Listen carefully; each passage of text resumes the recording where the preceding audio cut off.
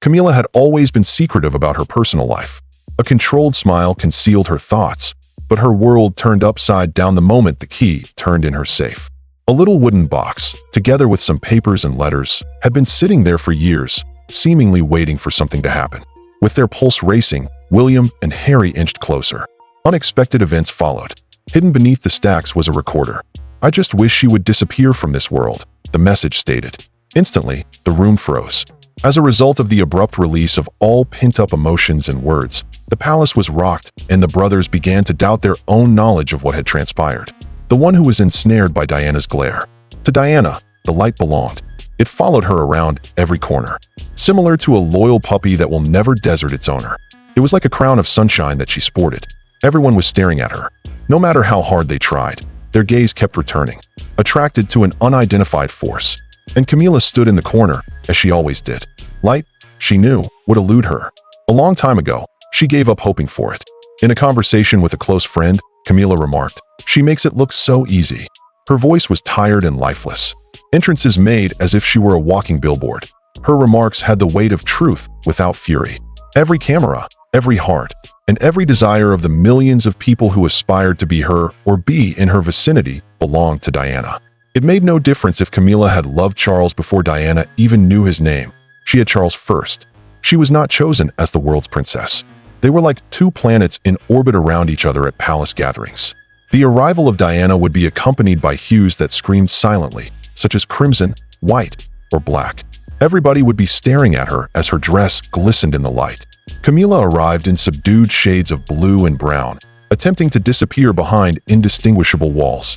There was a chill that went through the room as their gazes locked across the packed halls. Something terrible, not hate. The sort of insight that dawns on two ladies who are betrothed to the same man, yet are both suffering losses. Reporter Camilla was once asked, "How do you stand it?" in an attempt to get to the bottom of her constant comparisons to herself. Camilla grinned, her armor-like grin a result of years of work. She then shifted the conversation to the weather, saying that the princess does amazing work. To everything, including horses. With a little trembling, she raised her teacup. The newsman noticed it and made a note of it. Still another piece of the puzzle of the other woman who just wouldn't leave the story the world was penning. In 1989, Diana discovered the letters. Their concealment was inadequate. Charles penned his letters to Camilla as if she were life support while he floundered. Love, need, and the freedom from his shackled life were the themes of his words. Diana felt a part of herself shatter as she held those letters. She would never be the same. "Why do you persist in subjecting me to this?" she inquired of Charles, her voice fragile and quivering. "Can you tell me what she gives you that I don't?" Instead of looking at his wife's face, Charles stared at the floor or the wall. His words, "You're young," seemed to sum up everything. "You have no idea what I'm talking about." Diana, though, had it figured out.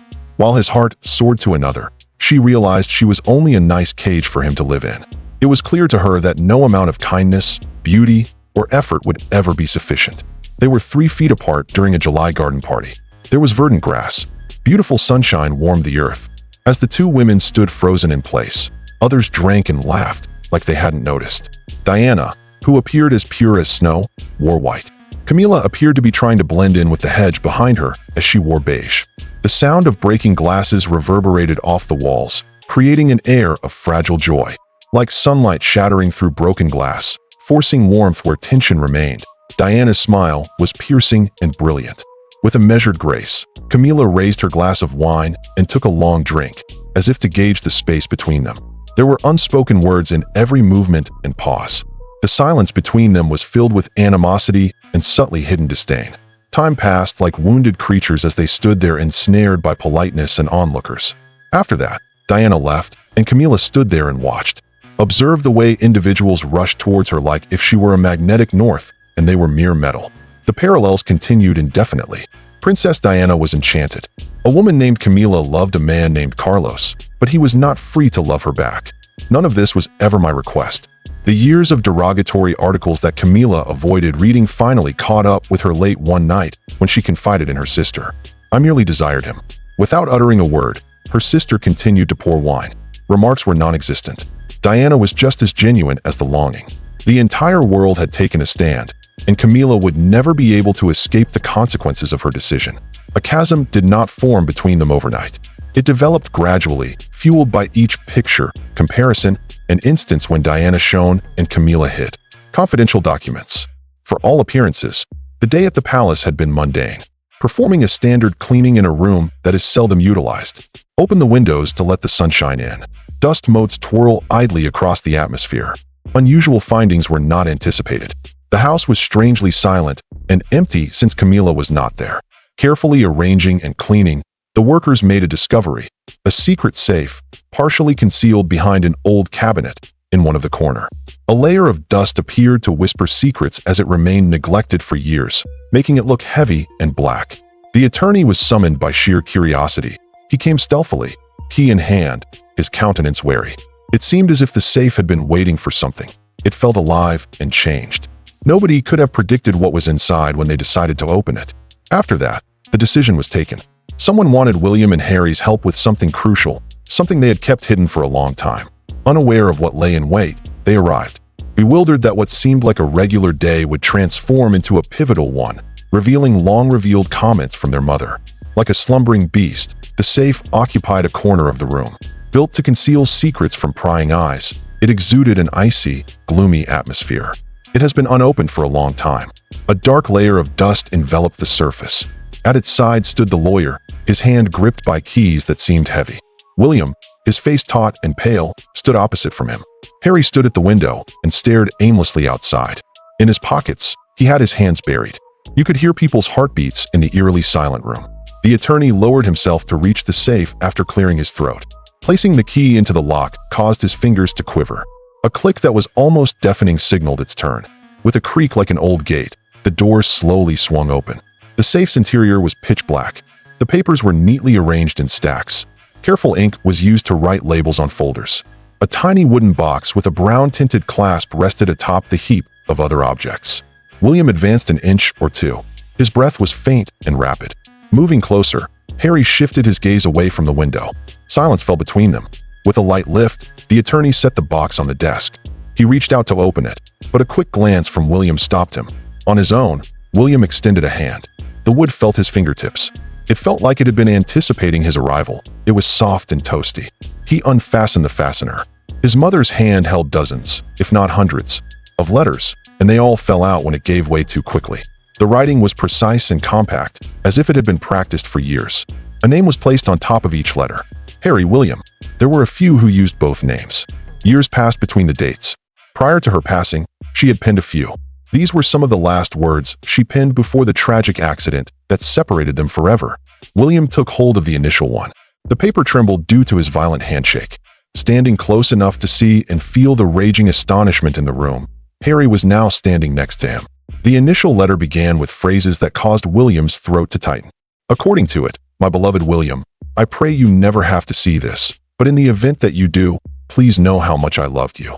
Further reading was too much for him to handle. "No, not just yet. Not when people are staring at you."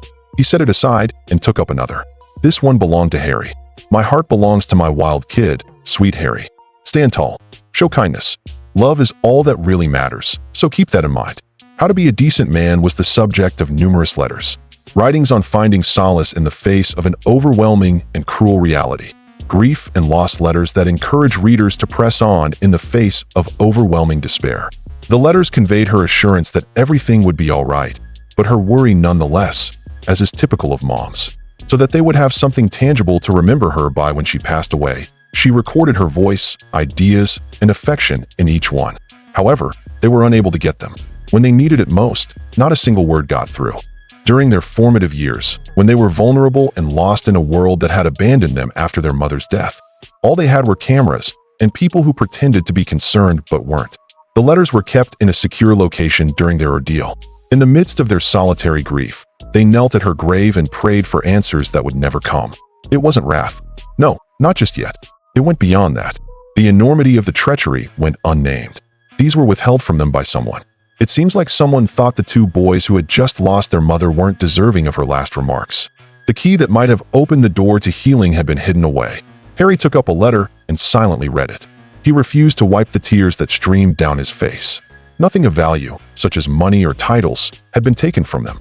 Everything she had tried to give them before she was taken from this world, her wisdom, her comfort, and her very being, had been taken from them. Attorney retreated from the chamber. This was not his time, he realized. The brother's mother, who loved them deeply enough to record her wishes for their education, and her specter both claimed ownership of this. It was, however, taken from them.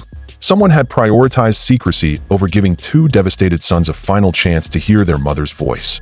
William took a seat in a chair and leaned close. He clutched the letters to his chest, as if they could vanish if he released his grip. His thoughts were racing with faces and names. Do you know who did this? So, who was able to handle these? Who drew the line at her love, either out of genuine hatred or fear? Nobody could answer the questions. No, not just yet. However, they sweltered within him like a fire. Harry took a seat beside him. They said nothing. Who said anything? The harm had been done. Time had gone by. As children, they had never heard these words. Through trial and error, they had forged their own path through the shadows. A different outcome, though, was possible. Something else ought to have transpired. To some extent, she had attempted to give them a hand. It was all documented by her, and it had been ensured that they were kept in the dark. The letters served as both a connecting link and a painful wound, resting between them. They were both valuable and hurtful. It seemed like the words of a lady who was terrified she wouldn't make it through her current situation. Despite the fact that influential people encouraged her to remain silent, she recorded her love in the hopes that it would reach her sons at a time when they needed it the most. However, it had failed to reach them at the crucial moment. The weight of that reality was nearly too much to bear. The tape recorder and the voice it contained were the most shocking things, though. The first secret of the safe had already been revealed. Like fallen leaves, the letters lay on the surface, each one representing an open wound. William buried his face in his hands as he attempted to exhale from the crushing burden of their discovery. With his back turned to the room and his shoulders clenched with pent-up wrath, Harry once again stood by the window. Even though the lawyer had abandoned them to deal with their loss, the safe was still half full. Something else, dim and obscure, was relegated to the shadowy recesses of the interior. Initially, William noticed. His eyes, which were still moist from crying, widened suddenly as they zeroed in on the thing. He extracted it by reaching inside. It was a vintage tape recorder, you know, the kind that had moving parts and buttons from decades ago. Like a second coat of skin, dust enveloped it. A cassette tape was already within, patiently waiting. In William's hands, it was flipped over.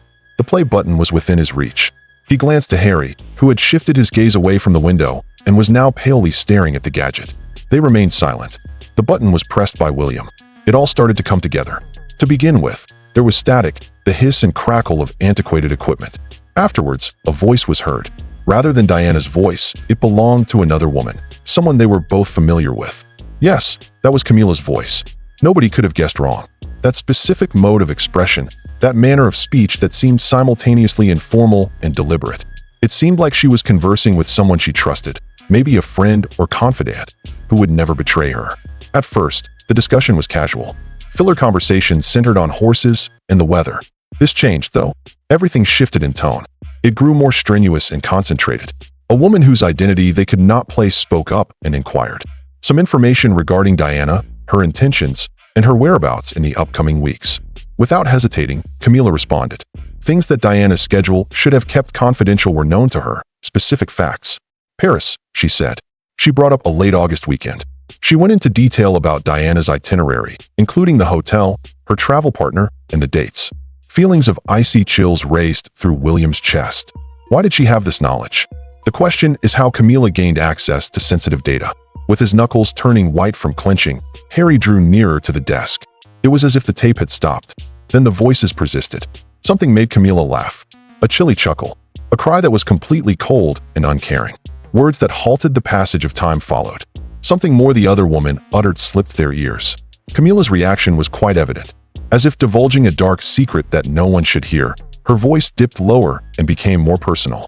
However, she spoke anyhow. The elderly speakers delivered the words with a terrifying clarity. All I want is for her to vanish from existence. The cassette hissed, and the gears spun. The subject shifted to something more ordinary, as if she hadn't just wished another person dead. The very same thing that would transpire weeks later happened on another, as if she hadn't simply called it into being. William pressed down on the record button. The desk shook as his palm pounded the button with sufficient power. Two men's efforts to breathe through shock broke the silence of the room. More was to come, though. Now that he had a new perspective, William peered back into the safe. A stack of newspapers was extracted by him from inside. They were wrinkled and worn, carefully folded, and stashed under the tape recorder's former location. The first one was unwrapped by him. Someone had scarred Diana's face, yet she stared back at him nevertheless. With crimson and black markers, she had a smile with lines drawn across it, horns drawn on her head as if she were a monster, and thick, clumsy strokes representing tears streaming from her eyes. He revealed again another, identical. At a charity event, Diana appeared with angry marks covering her face. The picture of Diana and her sons is marred by scribbles and scrapes. This was the way every newspaper had been handled. Something terrible had been altered in every picture of his mother. The remarks put in the margins in angry, pointed handwriting were much worse than the illustrations. Strong, corrosive language. I would prefer it if she endures pain till she permanently withdraws from my life. While reading, William's hands quivered. To get a better look at him, Harry walked around the desk. He was unable to exhale. Yet another newspaper. Again, a photo that has been tampered with. Still more words written by that same vile hand. This is unfair to her. I had Charles first. More and more newspapers arrived. 10 of those. 12, potentially even more. They are all symbols of bigotry. All of them pointed to a fixation that surpassed mere envy and rivalry, delving into something more sinister and perilous. It seemed as if someone had sat down with these documents, marked them meticulously, drawn on them with purposeful strokes, and inscribed their indestructible hatred here. Each writer's hand was identical. It was unnecessary for an expert to inform William. On previous birthday cards sent to the palace, he had noticed Camilla's handwriting, with the accompanying gift notes. It belonged to her. All of this poisonous prose, these sullied photos of his mom. The same hand that had cradled Charles, smiled for the cameras, and now wore an unjust crown was the one responsible for all of these things. Harry took a sheet of paper and studied it closely. He had transitioned from an angry expression to one that was icy and distant, as if he were trying to convey understanding while actually tasting poison. Like it may explode, he placed it down with extreme caution. He turned away from his brother and stood on the opposite side of the room. In an attempt to contain his scream, his entire body stiffened. William collected the newspapers. He set them down next the recording recorder. They were proof, documentation of an intense hatred that had even reached the level of ritual defacement. Someone had spent a lot of time on this, marked and clipped out articles, written their wishes in permanent ink, wanted Diana gone so badly that they had to write it down, say it on tape, and make it true except for the last act. A simple yet horrible question stoked William's mental fires. Were wishes enough to make it happen? Did recording one's voice, writing it on newspapers, and anomalizing images with horns and tears assist bring about the desired outcome? He had no faith in sorcery. His faith in evidence led him to consider an unpleasant but insurmountable thought. His mother had been the target of a murder plot. Someone had anticipated her whereabouts. Someone should not have had access to such information. Someone had recorded their animosity and desire for her vanishing. She vanished almost as suddenly, as if the cosmos had been paying attention. She had indeed traveled to Paris on the dates specified on the cassette. As the world watched in grief, she breathed her last in a tunnel, and some wish had come true. Then William turned to Harry. Harry glanced behind him. In between them was evidence of evil purpose. It wasn't proof of the crime per se, but it did prove intent. This was evidence that someone despised Diana to the point where they fantasized about her being dead. Maybe someone else was involved as well, but they'd never be able to admit it. The safe had leaked its contents, which included love letters, a hatred tape, and obsessional newspapers. Their combined efforts revealed a truth that neither brother was willing to face, but could no longer ignore. Not ominous strangers in the dark, but powerful people themselves had been after their mother. Those individuals who might benefit from her remaining silent. People that flashed grins in the street, but secretly honed their blade skills. With the exception of the tape recorder, which he retained, William returned all of the items to the safe. That served as proof. There you have it. Someone was desiring another person's death when they spoke that. Trapped indefinitely on unreliable magnetic tape. But William was the one who was most hurt by this revelation. His reaction was what? William's mistrust and mental anguish. William remained up all night. In bed, he stared at the ceiling as the tape looped in his head. Those words, those voice, and the desire for his mother to go. It had materialized. Just as Camilla had wished, she had vanished from view. Everyone was saddened by the accident. The tragic event that shocked a country and devastated two young men. Perhaps that was more than just a coincidence. He felt ill just thinking about it. He was enraged by that. He thought he was going crazy from it. The interview came back to him. Sitting on that chair was his mother, who looked gorgeous and troubled thanks to the black eyeliner that lined her eyes. She had spoken with extreme caution, picking her words as if they could explode in her mouth. According to her, the establishment was against her becoming queen. She said that she was being opposed by powers. She expressed grave concerns for her safety. People all throughout the globe had been watching, and some thought she was crazy while others believed her. Yet, William couldn't forget the expression on her face. None of that was paranoia. It was information. Somebody or something was going to get her soon. It had been his mother's lonely ordeal. She had tried to get assistance, but all she had encountered were closed doors. She had informed others that someone was plotting something horrible, that her phone had been tapped, and that she was being followed. They only nodded and smiled, but did little else. Their reaction was one of hysteria, as if her experience with loss and divorce had caused her to perceive imaginary dangers. However, she was correct. Something was about to happen. William now have evidence that at least one individual had desired her demise with sufficient intensity to express their desire verbally, recorded in writing, adorn her face with horns, and wish for her pain. At the very moment that he and Harry needed the letters, they had been stashed away, concealed. That had been done by someone close by.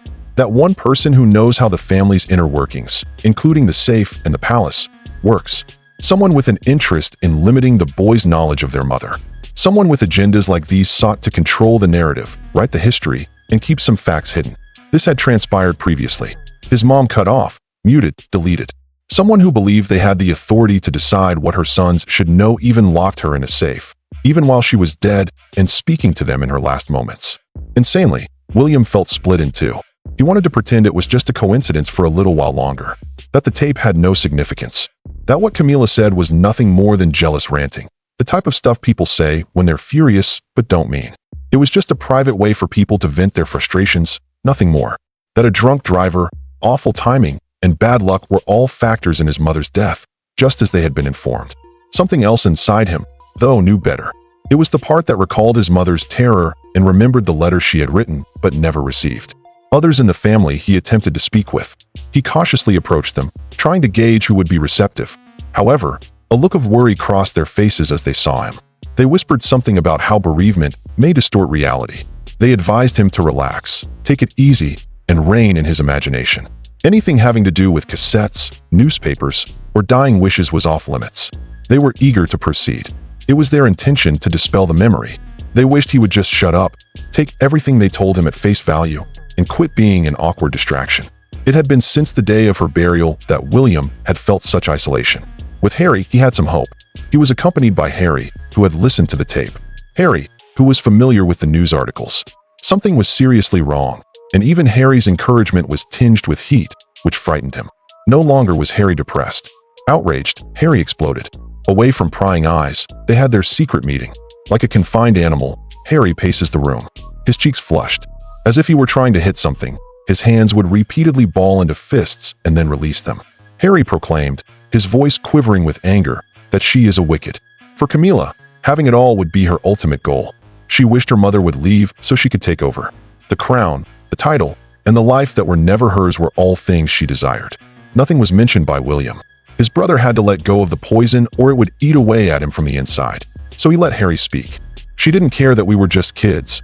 All she cares about is herself, Harry added, his voice growing louder. We needed our mother, but she didn't care. Her only request was that she step aside. And behold, she achieved her goal. She is now the queen. She is crowned. She poses as though she were born to stand by her father's side. Our mother has passed away. Bad news, Mom passed away. It had been desired by someone. Someone had anticipated her whereabouts. Someone had tagged her images with hate speech and recorded themselves wishing her harm. After which she went away. A pattern was too obvious for William to disregard. It was too much for him to pretend otherwise.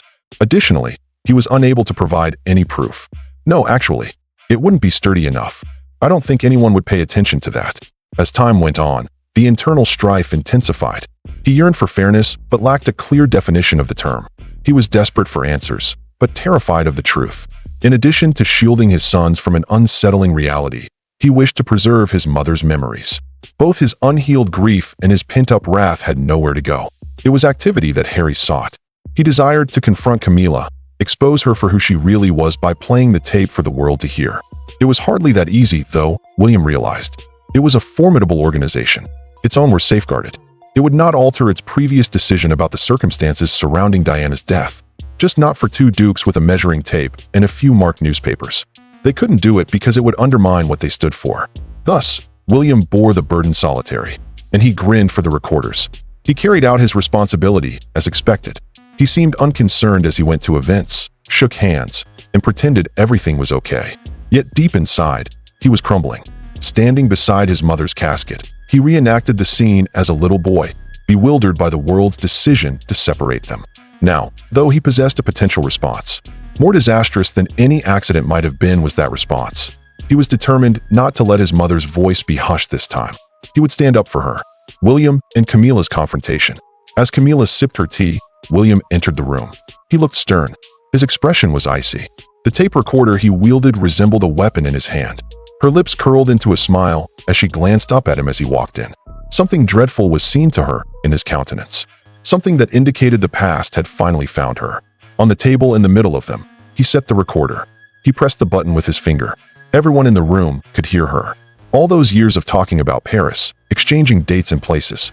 After that came the wish, the horrible wish, that his mother would vanish from existence. William stood by and allowed it all to unfold. He saw Camilla's cheeks flush. His eyes widened as he saw her hands tremble. There was an eerie stillness after the cassette ceased playing. Gradually, Camilla rose to her feet. As it shook on the saucer, her cup jingled. At first, nothing came out of her lips when she opened it. Retrying, she was unsuccessful at first. Her voice was fragile and hardly audible. According to her, she never wanted Diana dead so much as she wanted her removed from her life and the constant anguish of being loathed and compared to. The words, she insisted, were merely rage. Under oath, she denied ever meaning them. Not at all, not in their current form. William was as still as a rock. He seemed to be frowning. He had his hands tightly clasped. The images of his mother with horns drawn on her head, the marked newspapers, and the terrible remarks scrawled in the margins kept popping into his thoughts whenever he looked at her. Whenever he listened to her justifications, memories of his mother's death flooded back to him, and he couldn't help but wonder if Camilla had known exactly where his mother would die. He wanted to know her hidden plan, his mother's confidential plans, and he wanted to know how she knew. She shook her head in disapproval. She broke down in tears. Her recollection was hazy, she claimed. Perhaps it was brought up by Charles. It is possible that she overheard it. Uncertainty consumed her. They were both aware that the response was inadequate. There was a menacing lowness to William's voice. It was his mother's death, he claimed. In a culvert distant from her house, she died a lonely and terrified death. And Camilla received her heart's desire. Charles was hers. She became the queen. The life that was always meant for someone else ended up being hers. Camilla leaned over him, her hands shaking. Please understand, she pleaded with him. During that time, she claimed, she was desperate and enraged by jealousy. When she felt no one would be able to see her, she exploded.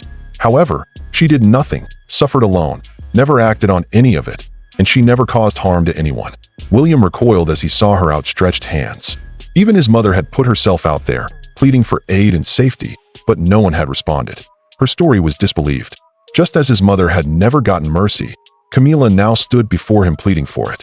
Irony was as poisonous as it was bitter. He informed her that he was unable to believe her. There was an excess of evidence. It was just the right moment. The animosity was palpable. Camilla plopped down in her seat. She hid her face and began to cry. She expressed her dismay that things had unfolded in this manner. I always hoped Diana would live. I never intended for the boy's mother to die. William, on the other hand, was inaudible due to his extreme pain, rage, and the fact that his sadness had transformed into something more intense and cutting. He felt icy delight as he stood there and watched her weep. Then Camilla had a transformation. She ceased to weep. Anger gleamed in her eyes as she raised her head. While Diana was married, she slept with other men, according to her. All Camilla ever did was love Charles, even if she had adultery and broke her vows. Stay true to him. Just be patient. The words hit William like a punch in the stomach. His cheeks flushed. Every muscle in his body stiffened. Still, Camilla wasn't finished. A dam breach had occurred. Diana, she maintained, was never as concerned about her sons as seemed to be the case. She wouldn't have abandoned them if she had, would not have planned a new life apart from them or gone to Paris with another man. Diana, she said, had no intention of going back. Free from her sons, the palace, and everything else, that was her desire. Her wish was heard by God, not Camilla's. It was Diana's desire that led God to take her. The words lingered in the atmosphere like haze. William experienced their encirclement and the intense pressure that made it difficult for him to breathe. He was visibly shaken. His field of view shrank. His entire being ached to let forth a scream. Destroying an object. in order to get her to return it. When he finally spoke, it was like a rumble that echoed through the room and rattled the windows. "Are you crazy?" It was so powerful that Camilla flinched. Resuming her seat, she drew back in fear. Her expression became much more subdued. She realized her mistakes and realized that her words and actions had crossed an irreparable line. Fear had supplanted anger as she extended her hand once more. Although she began to express her apologies, William had already taken action. He retrieved his mobile device. At this point, his hands were firm, but this time they were steady with icy rage. He assured her that he would make everything public. It all, the tapes, the articles, everything. She wished death loudly, and everyone could hear. Allow everyone to witness his mother's animosity written in marker on her face. She had every right to be evaluated in that manner. She would be able to demonstrate her defense skills at that point.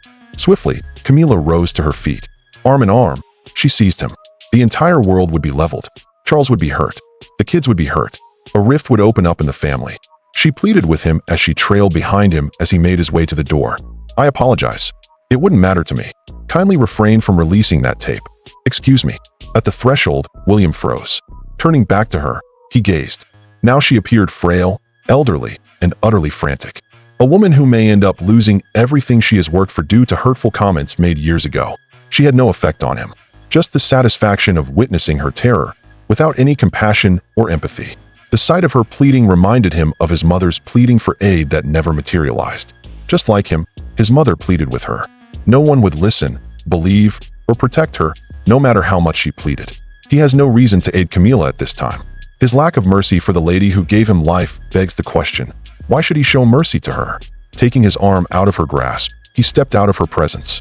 But what followed sent Camilla into a tailspin. Making a decision, William did not proceed past the door. As his thoughts drifted, he kept his grip on the handle. He slowed his turn back. As Camilla's body trembled with terror, she sat there sobbing into her hands. Once again, he returned to her seat and rose to stand over her. When he spoke, his voice was low and unyielding. He made it clear that she was left with just one option. She could relinquish the crown, the title, and her position next to Charles, everything she had taken from Diana.